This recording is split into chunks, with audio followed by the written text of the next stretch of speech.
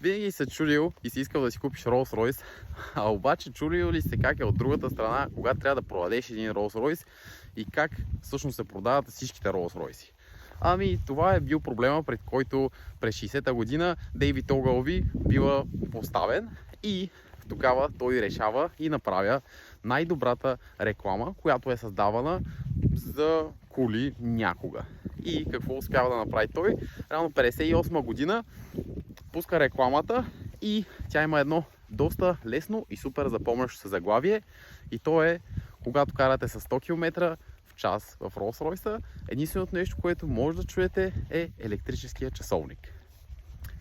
Доста семпло, доста ясно, само единствено истината и залага на това, че Rolls Royce е качество. Това е сравнението и това е единственото нещо, което има значение, като на тогава с бюджет от 25 до около 50 хиляди долара той успява да победи големи компании с големи кампании, като Cadillac, което тогава в съотношение около 2% от тяхния рекламен бюджет, тия 50 хиляди долара, които Огълви успява. И това е само една от многото истории, които The Madman филма, ако сте го гледали, има. Това е Дейвид Огълви, един човек, който е започнал с продажбата на най-скъпите печки и кухненски екстри, които може да си купите, чукайки от врата на врата, и в някакъв момент изгубва всичко, премести се в Ню Йорк и казва, пуска тогава най-добрата оферта, също правя някога, за това, че ако ти имаш реклами, които вървят от много години, естествено ти си отделил бюджет, време и пари, за да може да станат толкова добри, той казва: аз ще бия твоята най-добра реклама, само кажи кога и къде.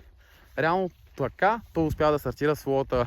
маркетинг агенция, която се разраства и до ден днешен Огълви фундацията или фирмата продължава да съществува и да прави едни от най-добрите идеи, като естествено той залага на това всичко да е истина